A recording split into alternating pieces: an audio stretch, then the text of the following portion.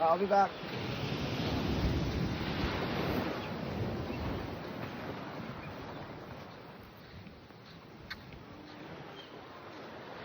Morning, Mr. Jeffers. Come here at night. What's that? I was more concerned about that tree road, especially when people come around here at nights. Right. I'll have a look at first stick and make come have a look and take it up. Okay. Anybody could get that damage done very, very easily. So tell us a little bit about what happened with all these tires down at the beach. But actually, all of these tires flow from higher up in the village, straight down the gut onto this beach here. And the diver who was just across the told me there's a lot more guts over there, in that corner over there. So there's a whole set of them over there still not touched.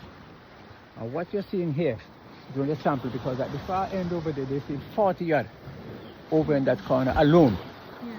And that has been there now for about the last 3 weeks. Right. But the beach has cleaned up significantly, and there's a lot, I believe, buried under this. A lot of debris is under this, with all these stones and so on. Because as I was clearing the stump, I took up a tire from right underneath it. And there's lots more. And there's still a lot more going up the gut. And you take it up to the top of the road up there. I was there the night they passed, and there was at least 10 to 15 more in the gut itself. So with another heavy shower rain, it's going to bring everything back down here. And so for people who may not be familiar already with your face, although I'm sure so many of us already are, this is Mr. John Jeffers. I like to call him Dr. John Jeffers, our local turtle expert and one of Montserrat's longest serving fisheries officer, retired now. But I wanted to find out from you, as somebody who's from this area, St. Peter's, and this is your local beach, what you think of this beach now, and what impacts have you seen, things from climate change or coastal erosion, whatever. What sort of impacts are you seeing on the beach over the time, over the decades, that are affecting not just the sea turtles but Montserrat's marine ecosystem? Well, it has been significant over the last 3 years. In fact, even with the positioning of the fiber optic cable here, it does have a serious impact on beach activity, because you can't do certain things around it. And even with some bad weather that passed, and more recently the bad weather we had, almost the cables underneath it were exposed, going down to the sea. There was a deep hole here, and you had water settling right there for about close to the beach, non-stop. And it's now filled up because of the sea bringing in the sand and backfilling it. But in the first place, it should never have been there, because I advised them not to put it there, because I have seen seawater come and crash into that cliff. And that should have been up there where that concrete is, and not down here on the beach. But nobody listened. And that's one of the big problems. But the beach has changed significantly over the years, and it's going to continue to that. Well, I guess the volcano, have a significant effect on everything that happens in Montserrat right now. And this is what the price that we're paying for it right here now. Well, at one time we used to have all pure rocks, but then all of a sudden we got a lot of sand. And for the last 3 years we've had sand and rocks constantly. Even when we plant trees and so here too, you notice that there's probably only 2 of the coconut trees that we planted here are still there. Sometimes there's no sand at all on the beach. And sometimes the cliff itself goes right up to where you have those big rocks up there. The seawater itself goes straight up there without any difficulty. So it's just one of those things. And of course we have a lot of people who come down here and go line fishing. But now they can't do anything because of the situation. Their lines are being fouled up in the sea and so on. So it's a really setback for the community, and people hardly come to this beach now since we've had the flooding. I don't think anybody comes here today. They go someplace else.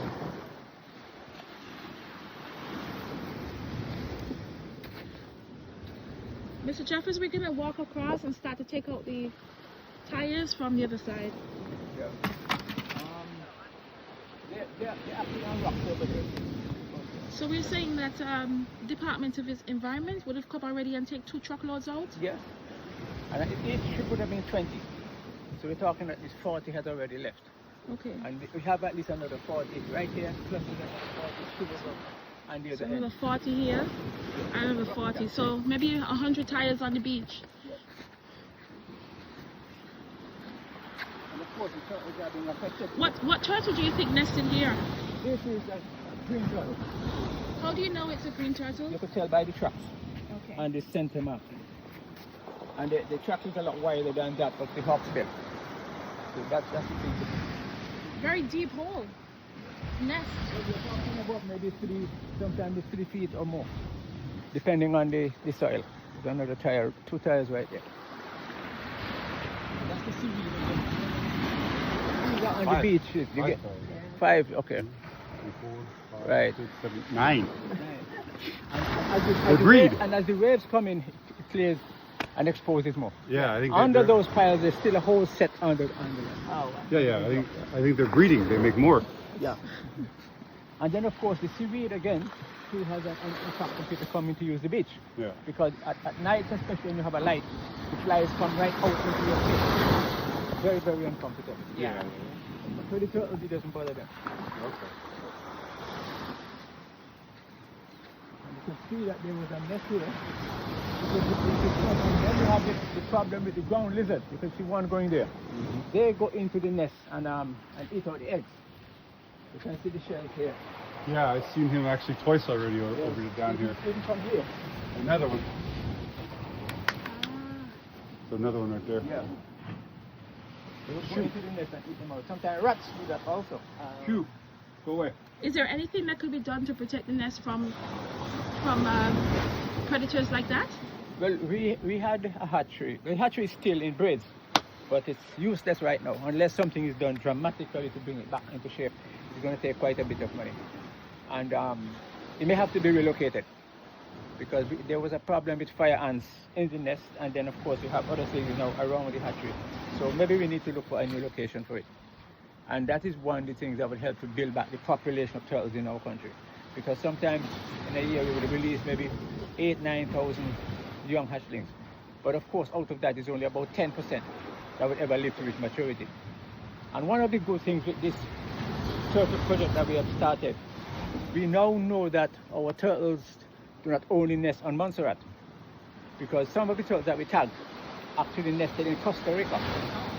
And we got that information back from the University of the West Indies. And because of the tagging that we have done, we were able to cross-reference the information and see the beach where they were tagged, what date it was tagged, and so on. And even when Jack Wiggins was here, when he was doing the research from the University of Exeter, we put on satellite transmit on about 10 turtles. And some was all in Tortola, some go different places, all over the Caribbean they went. And that information came back to us. So we know that our turtles doesn't stay in one place. They travel the Caribbean. Would you say that when you have been doing so much community work for as long as I have known you in monitoring Starting turtles, about 1986 we start this program. and in recent years you've voluntarily been doing this as a community man, sometimes going out on your own, do you see there's an opportunity for more people in the community to get involved in turtle monitoring? What do you think are some of the pros and cons of that? I think the young generation today are not interested in that. They're more interested into the computer business. But a lot of them would like to come out and be part of it in the environment. But they have to be given the opportunity. And if the opportunity is not there for them, they're not going to be involved. And at the same time, I think government has a critical role to play. Because if you're looking to develop the country, and the environment is a critical thing right now. And they have to place more emphasis on the environment, protecting it.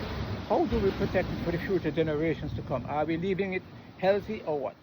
Because there's too much of garbage on the beaches nowadays. Especially look at this beach, and we had this storm pass about 3-4 months ago. And we still hear all this garbage on the beach, not touched. Fortunately, we got the Department of Environment to take away 2 truckloads of tires, but yet there's still a lot more to be done. The sargassum weed in some countries it is used to make fertilizer, different things. We need to start capitalizing on these things and use them in our country and save the country as much as possible in terms of foreign exchange.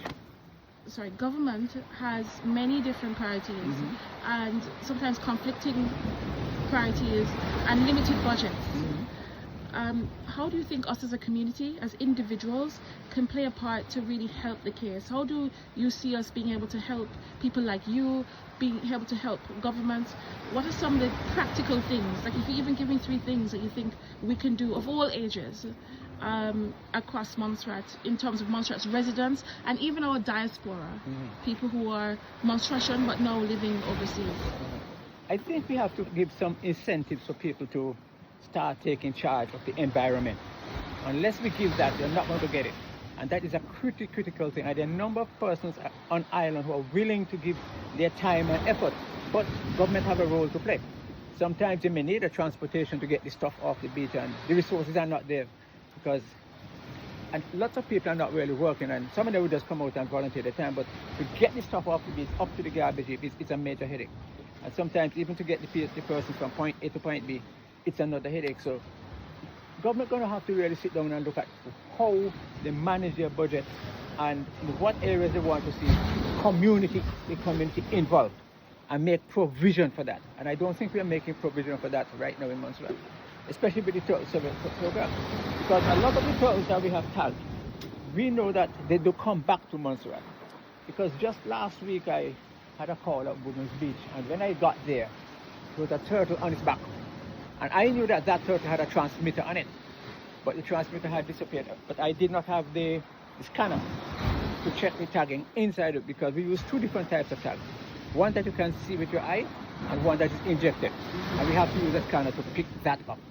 But the one with your naked eye now, you can see the tag on it with numbers. I have some in my bag right there, so I could show them to you out. So once you put that in, and you know, well, this is turtle XY, and they can go back, because everything is in the computer.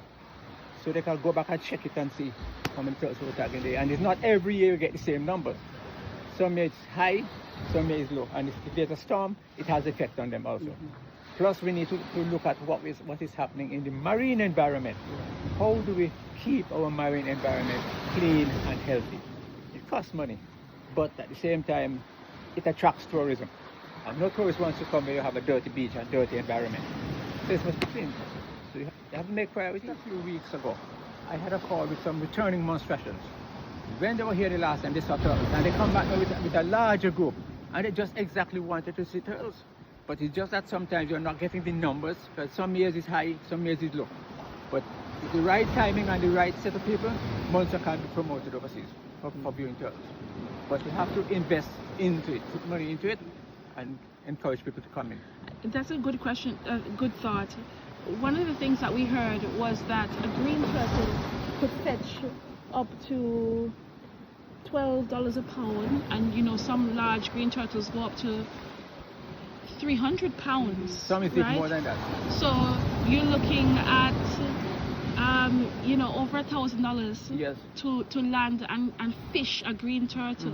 What do you see, like, when you have that those choices to make, as somebody who's come out of fisheries and you've understand the conditions of our fishers and the needs of our fishers, how do you see that being balanced, right? The need to make money now urgently and the value in keeping the species. Like, how do you see that balancing? Well, I recall that in Plymouth we had a bar that was called Turtleback Bar, operated by a man, I think his name was Mr. Russell, just opposite of Squakies.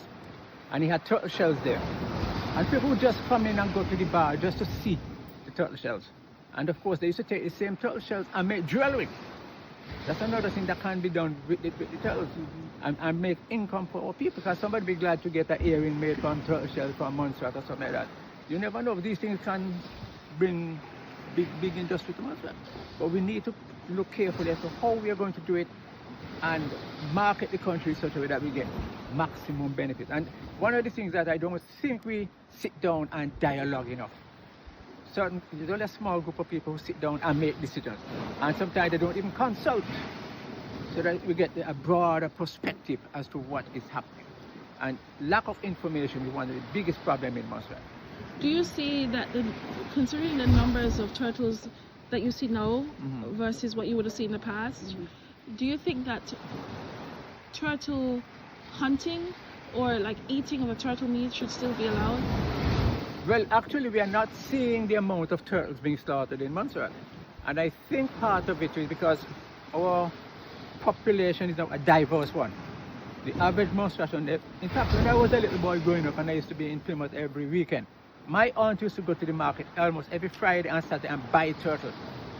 The turtle meat was always available there. The divers would go out and dive for it and come back, and it's there, and there was always a demand for it. Some people may say that when you have a festival right now, we should include turtle meat in the festival, like a slave feast, for example. Is this something that you would agree with?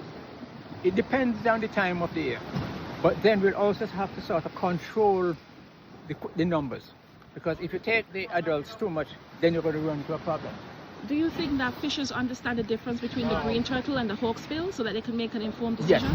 Yes. You think they all do? Yeah, they do, because when we had that... Young and old fishers? Yes, because when Jack Wiggins was here doing this thing for his PhD, we went throughout the whole community, and there was a lot of discussion on that at the bars and different places, and people were just amazed by it. And even some of the younger generation today. But you do think that in the water, when a fisher is fishing, you know, whether or not they're spearfishing or they're throwing a net or whatever they're doing, you think that they could distinguish between a critically endangered hawksbill and a green turtle? Yes, there's a big difference between the two. The one that they will be confused with would be the green turtle and the loggerhead, because those are pretty close. But the hawksbill there's like a beak which the others doesn't have. And of course we have the leatherback, because we've had the leatherback nested on Montserrat on at least 2 occasions. We've had hatchlings at Woodlands and at Martinville. Have you ever done any training in your time as fisheries officer, or as far as you're aware, in teaching the fishers how to perhaps release and untangle a turtle that might have been caught in a gill net? No, because if hardly most of the fishers, they would just cut the net away and let them go. But we do try to tell them, when you're doing that, you still have to be very careful how you do it, because you might damage the turtle. Because if you're pulling it too tight, you could very strangle the turtle, whatever it is. You have to use use your finger inside the netting, and then you cut accordingly. And you have to clear the fins first. But you have to be very careful. You don't put your fingers close to the mouth of the turtle. So that's something that might be needed in terms of training. Yes, in fact, that is a good idea of just raising, because education is expensive, and some people don't really understand it. But when you give people knowledge, it is power for them, and it helps tremendously in Montserrat. And of course, it helps to don't throw garbage in the guts and so on, like what they're seeing here today down on the beach. I thank you so much for your time. Yeah, no problem.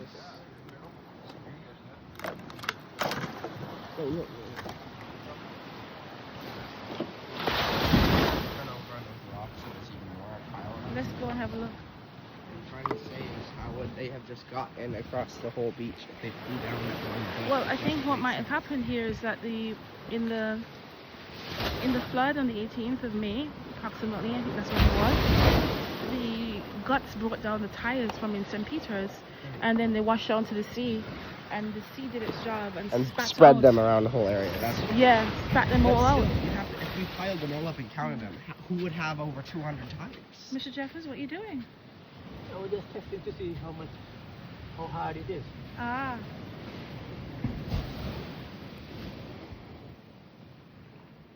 You're looking to see if it's a real nest? Yeah.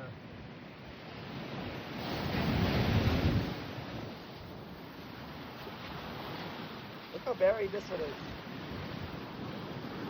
What I'm trying to say is, even if the ocean spread them out, these would have all had to been in one location to be spread across the whole beach. You know what I mean? Yeah. So I'm saying that's one person who messed up and didn't put his tires away before the storm. That caused all this. You know what I'm saying? Possibly. If it was multiple could people, be they wouldn't be all in the same area. It can't be multiple people. Could be multiple people in the same area. I don't think so, because who's going to own this many tires just in that little area? Except that one mechanic shop at the bottom, right? It sure is a lot of tires. You're looking at maybe 100 tires on... Over 200 before they took the Yeah. Did he say the fisherman said there's maybe 200 Yeah, in the the water? guy who was over there in the rock fishing, he said there was over 200 in the water. So.